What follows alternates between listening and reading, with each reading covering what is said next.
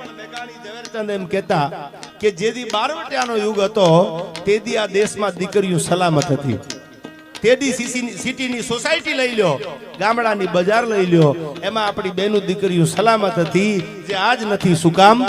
એક રબારીની દીકરી હાથમાં બળીલો લઈ, ડાંગ લઈ અને માલ ચારતી હતી, ઘોડાની પડગલી વાગવા મંડાણી, માથે કાળી કામળી રહી ગયેલી, કોઈ કાકા નથી, કોઈ મોહાલના મામા નથી, કોઈ ભાઈ ભેળો નથી, અને ચાલતા ઘોડે બારવટીએ પૂછું બેઠા વગડામાં એકલી ગાયું સારસ બીક નથી લાગતી?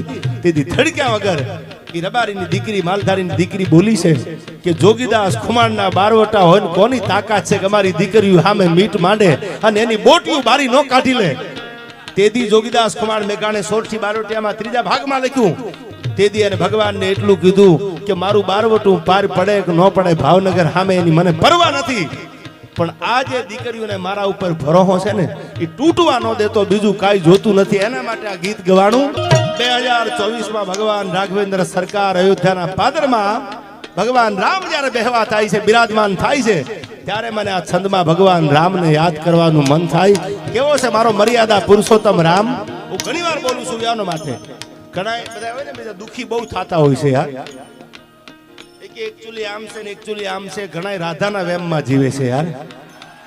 એટલે હું કહું છું ઘણી વાર કે તું જો તારા મનને રાધા માનતી હો તો પિંટા હું શ્યામ છું યાર. તું જો તારા મનને રાધા માનતી હો તો હું શ્યામ છું, પણ તારો ઈશારો ન મળે તો હું મર્યાદા પુરુષોત્તમ રામ છું યાર. ત્યારે મને ભગવાન રાઘવેન્દ્ર સરકાર, ભગવાન રામ, હમણાં વિક્રમભાઈ વાત કરી ને વિવાદ વાળી, એ કે દેવાજભાઈ વિવાદમાં બહુ હોય, સત્ય બોલો ને એ વિવાદમાં જ હોય યાર. આપણા હનુમાન ઉપર ઘા થતા હોય, આપણા રામ ઉપર ઘા થતા હોય, આપણા કૃષ્ણ ઉપર ઘા થતા હોય, આપણા મહાદેવ ઉપર ઘા થતા હોય, એમને મજા આવે બોલતા હોય, અને બધાય બોલે એકચ્યુઅલી આમ છે, એકચ્યુઅલી આમ છે. સાલું મારાથી રહેવાય નહીં. કહું તૂટે કડિયા તળી, આ તો અંગની ઉનડિયા. પછી આંકલો કરવા વાળા ભેળા હાલે કે ન હાલે, બાકી રાણો રાણાની રીતે યાર. અને આ દુનિયાનો બાપ છે યાર. હું ઇતિહાસ જાણું છું એટલે સાચું બોલી જાઉં છું. મને ખબર છે એટલે સાચું બોલાઈ જાય છે કે ક્યાં હનુમાન ત્રેતા યુગમાં અને ક્યાં અટાણે યાર. તમે માનો 4 યુગ છે, સતયુગ, દ્વાપર યુગ, ત્રેતા યુગ અને કળયુગ. હનુમાન ક્યાં? ભગવાન રામ તો ત્રેતા યુગમાં છે. તો અટાણે તમે જાણો છો. આગળ ઉપર વાત ઉપર જાવું નથી, પણ હું ટૂંકમાં કહું છું બેટા કોઈ દી બાપ નો થઈ શકે યાર. મારો હનુમાન, મારો રામ બધાય છે, બધાય બોલે છે, પણ બોલવાની થિયરી ફેર હોય છે યાર. મારાથી ક્યાંક સાચું બોલાઈ જાય છે એટલે દુનિયાને મજા નથી આવતી. અને હું તો હજી કહું છું કે માર્કેટમાં હાલે એના જ વિરોધ હોય યાર, ખહુરિયાના થોડા વિરોધ થાય. એટલે માતાજી બધાને સુખી રાખે, બધા બધાની જગ્યાએ સાચા છે, પણ સત્ય પરેશાન હોય છે, ક્યારે પરાજિત નથી હોતું યાર.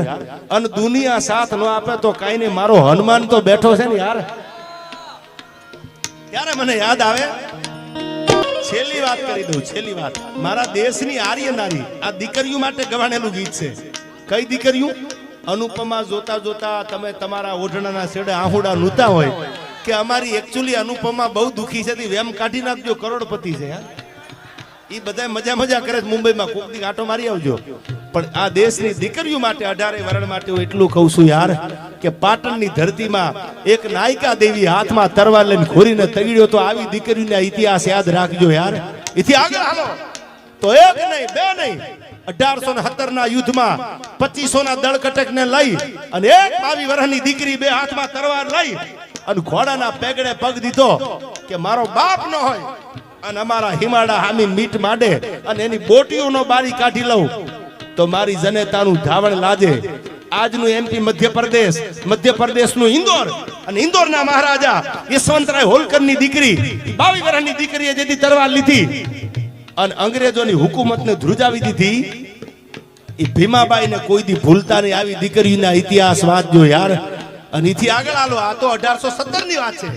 1857 નો પહેલો વિપ્લવ, અંગ્રેજોએ મીટ માંડી, હિમાડા દબાવી દો. તેદી હાથમાં તરવાર લીધી હતી, ઘોડાના પેગડે પગ દીધો, આખી અંગ્રેજોની સલ્તનતને ધ્રુજાવી દીધી પાયામાંથી. આ ઝાંસીની રાણી લક્ષ્મીબાઈના ઇતિહાસ કોક દી વાંચી લેજો યાર. હું ઘણી વાર કહું છું કે આજની દીકરીને સલાહ દેવા માટે નથી કહેતો, પરણીને જ્યારે હારે જાતી હોય, તમારી આગળ કરોડો રૂપિયા ન હોય, કરોડોની સંપત્તિ ન હોય તો કરિયાવર ઓછો કરો.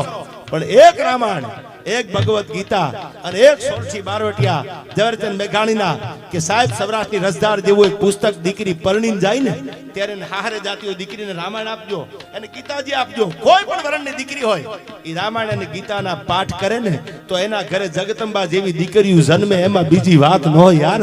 પણ આપણે કેળો ભૂલી ગયા યાર, આપણે રસ્તા ભૂલી ગયા, આપણે કરવાનું છે કાંઈ કરવા બીજું માંડ્યા, એટલે જોની વોકરના ભાણિયા જેવા પેદા થયા. બાકી આવું બને ખરું યાર? આ પિંટાભાઈ અને મેહુલભાઈ એને કલાકારોને પ્રેમ બહુ કર્યો છે યાર.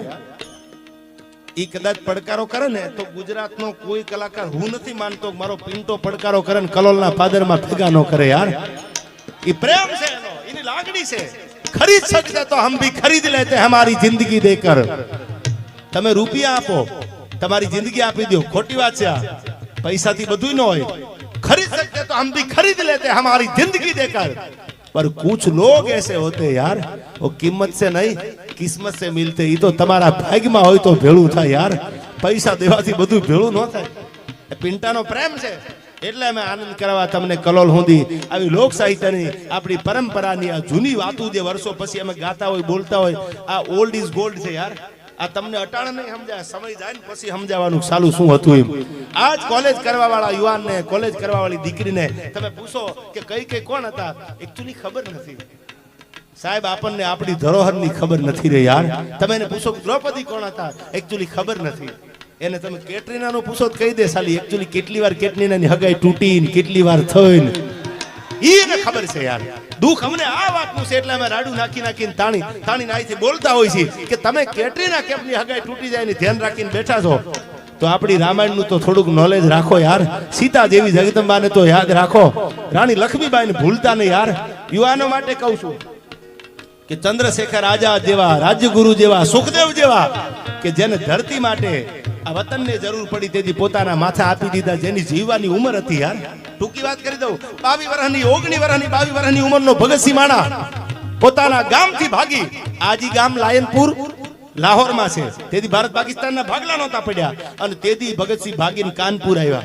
કાનપુર એના ભાઈબંધે કીધું ક્યું ભગત ચલા यहाँ पे कि मेरी माँ मेरी शादी की बात करती है. भगतसिंह પરણીને લગ્ન કરી લે, શાદી કરી લે, તું જીવન સંસારમાં પડી જા, સુકામામાં પડવું છે.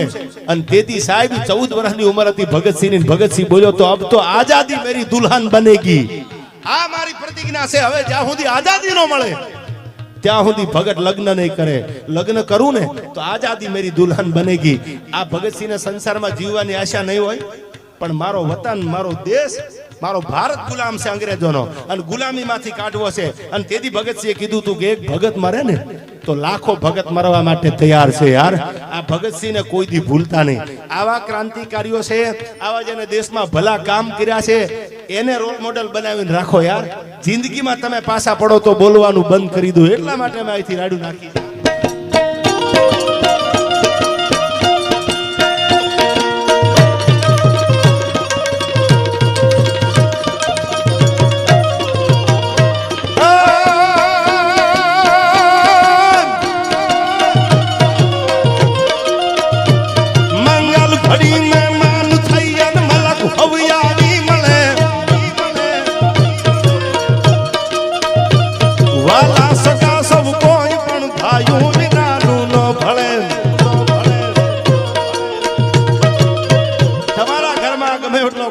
પ્રસંગ હોય મેહુલભાઈ અને તમારો ફાટલ લુગડા વાળો ભાઈ ન હોય તો પ્રસંગ કોઈ દી રૂડો ન લાગે.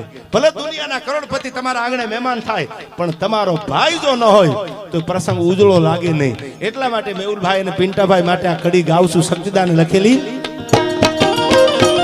મંગલ ઘડી મહેમાન થઈ અને મલક હોઈ આવી મળે, વાલા સગા સૌ કોઈ પણ ભાઈઓ ભલે દેખાય પ્રસંગ દુબળો જેમ ઉડે કાળા કાગડા.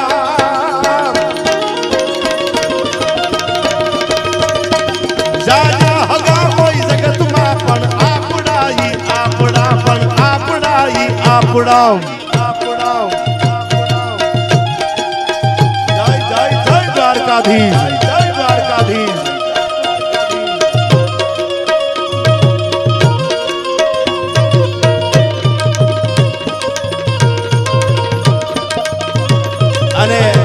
આ છેલ્લો છંદ પૈસા માટે મેં લખેલો છંદ છે યાર.